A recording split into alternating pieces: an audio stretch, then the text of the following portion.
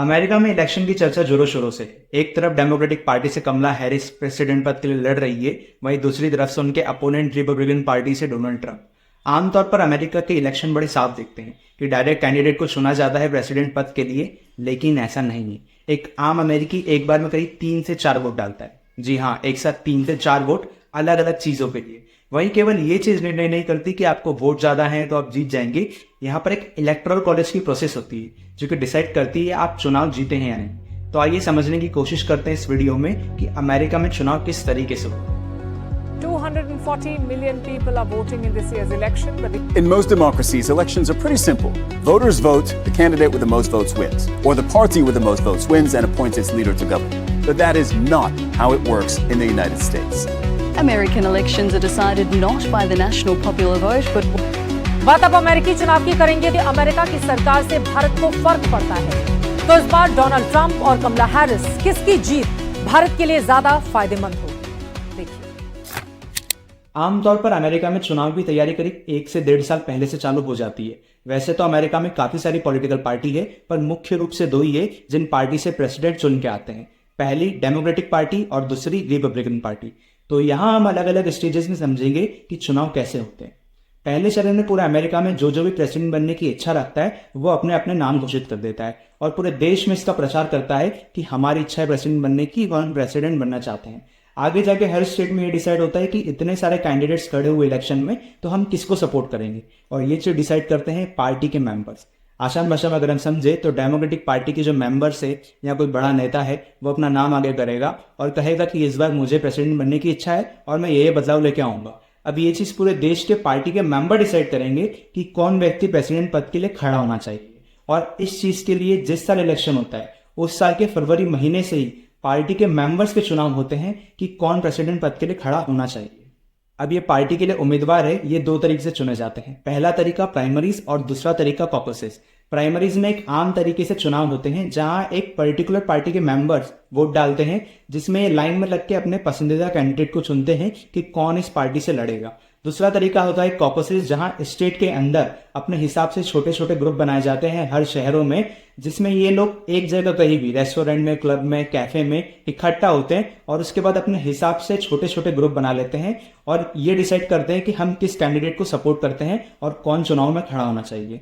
Generally हर state में primaries होते हैं जहां कहीं कहीं उस स्टेट की सरकार के द्वारा ही पर्टिकुलर डेट को दोनों पार्टी के साथ में प्राइमरीज एंड कॉकसेस करवाए जाते हैं। वहीं किसी किसी राज्य में प्राइमरीज एंड कॉकसेस दोनों करवाए जाते हैं। अब इससे अगर हम एक उदाहरण लेके समझे तो इसी साल 28 फरवरी को मिशिगन स्टेट में दोनों पार्टीज के प्राइमरीज हुए। अब कुछ लोग शायद बच गए होंगे या कुछ लोग दूसरे शहरों में रहते होंगे, तो 2 मार्च को फिर से मिशिगन राज्य में ही कॉकसेस करवाए गए।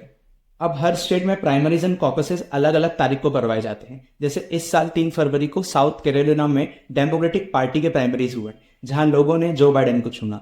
वहीं 24 फरवरी को रिपब्लिकन पार्टी के प्राइमरीज हुए जहां डोनाल्ड ट्रंप को चुना गया प्रेसिडेंट पद के उम्मीदवार के लिए। तो आप समझ रहे हैं, ऐसे अलग अलग दिन भी आप अपने हिसाब से पार्टी के मेंबर डिसाइड कर सकते हैं कौन उम्मीदवार बनेगा इस पार्टी से। अब जो बाइडेन मैं इसलिए कह रहा हूं क्योंकि कमला हैरिस प्रेसिडेंट पद के लिए लड़ रही, वो बाद में डिसाइड किया गया था।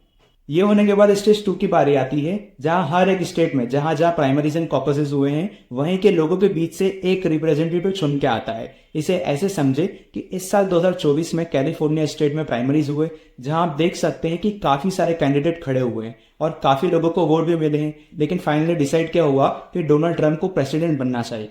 तो अब इतने सारे लोग हैं, अब ये सब जाके तो बोलेंगे नहीं कि भाई हमारी पार्टी से डोनाल्ड ट्रंप को खड़ा करो। तो इन हजारों लाखों लोगों के बीच में से कुछ लोग डिसाइड किए जाते हैं जिन्हें कहा जाता है डेलीगेट। और ये जो डेलीगेट है इन्हें यहाँ से चुन के आगे भेजा जाता है एज ए रिप्रेजेंटेटिव के तौर पे एक कॉन्वोकेशन। अब इस कॉन्वोकेशन में पूरे देश भर के डेलीगेट्स अपने अपने शहर से चुने हुए पर्सन को वोट डालने आते हैं, जो कि आखिरी में चुनाव उस पार्टी से लड़ता है। अगर हम देखें तो जैसे न्यूयॉर्क स्टेट में डेमोक्रेटिक पार्टी के कुल 270 के आसपास डेलीगेट चुने गए और रिपब्लिकन पार्टी के 90 के आसपास। वहीं अलास्का से रिपब्लिकन पार्टी के 29 डेलीगेट्स और डेमोक्रेटिक पार्टी के 15 डेलीगेट्स चुने गए। और ये जो चुने हुए लोग हैं ये यहाँ से कॉन्वोकेशन में जाएंगे और वहां वोट डालेंगे। वहीं अगर मैं इस साल के डेलीगेट्स की बात करूं तो डोनाल्ड ट्रंप के कुछ 2243 डेलीगेट्स ने वोट डाला है और जो भी वोट में आखिरी में जीतेगा वो ही उस पार्टी से चुनाव लड़ेगा।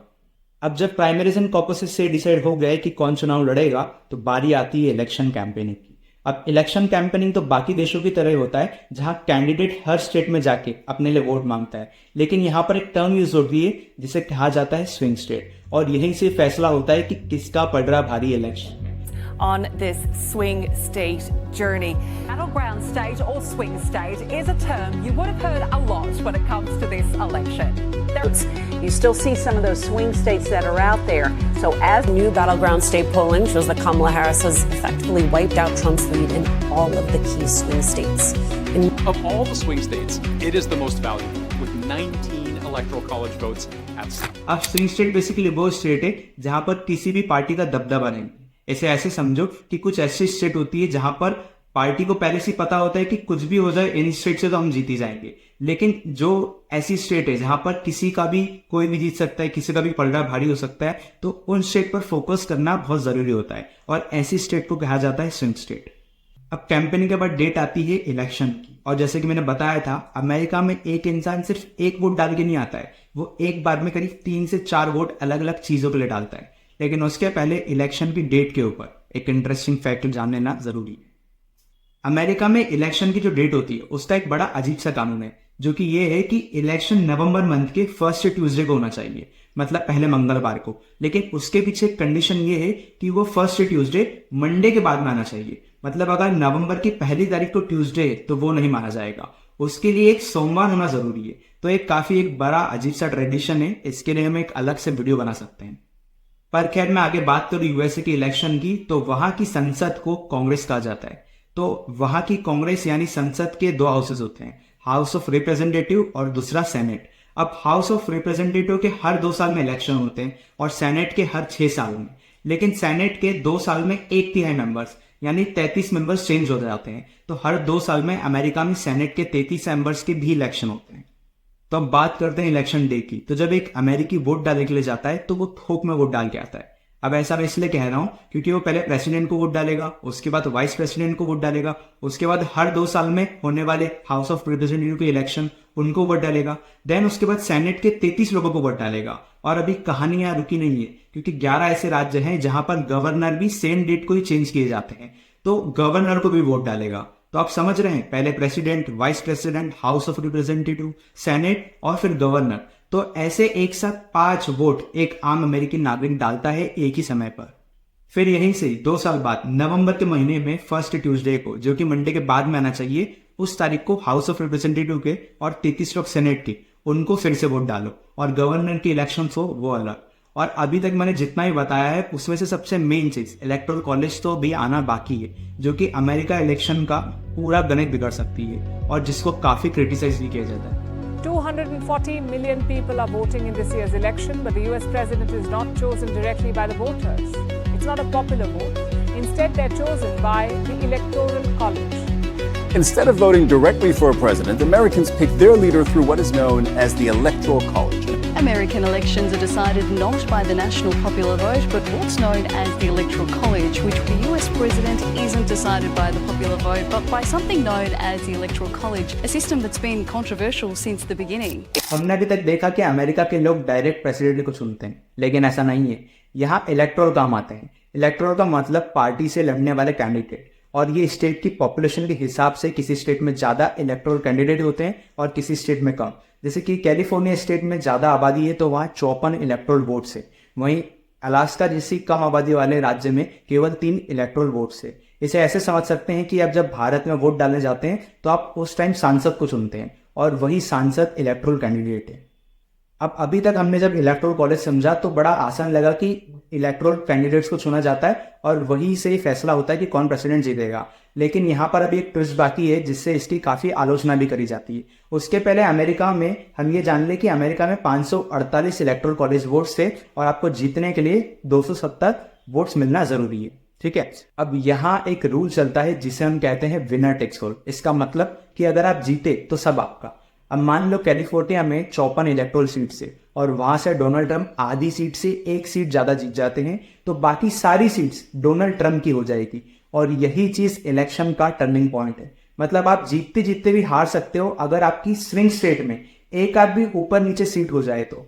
और इसका एक फेमस उदाहरण ये है कि 2016 में डोनाल्ड ट्रंप इलेक्शन जीते थे, जहां उनके पास 304 इलेक्टोरल वोट्स थे, वहीं उनके अपोनेंट हिलरी क्लिंटन के पास 227 इलेक्टोरल वोट्स मिले थे। अब मजे की बात यह है कि डोनाल्ड ट्रंप भले से इलेक्शन जीते थे, लेकिन हिलरी क्लिंटन को डोनाल्ड ट्रंप से करीब 28 लाख से भी ज्यादा वोट्स मिले थे। उसके बाद भी ये जो चीज है विनर टेक्स ऑल, इस वजह से डोनाल्ड ट्रंप इलेक्शन में जीत गए। तो आपने देखा कि ये जो विनर टेक्स ऑल है और ये जो स्विंग स्टेट है और जो इलेक्टोरल कॉलेज है, ये तीनों चीज काफी इंपॉर्टेंट रोल प्ले करती है अमेरिका की इलेक्शन में। और ये अगर तीनों चीज सही नहीं बैठे तो आपकी भले से किस्मत अच्छी हो, आप भले से 28 लाख से जीत भी जाओ, तो भी आप अमेरिका के प्रेसिडेंट से तो हार ही जाओगे। तो ये मेरी पहली वीडियो है। अगर वीडियो अच्छी लगी हो तो चैनल को प्लीज सब्सक्राइब करिएगा। धन्यवाद।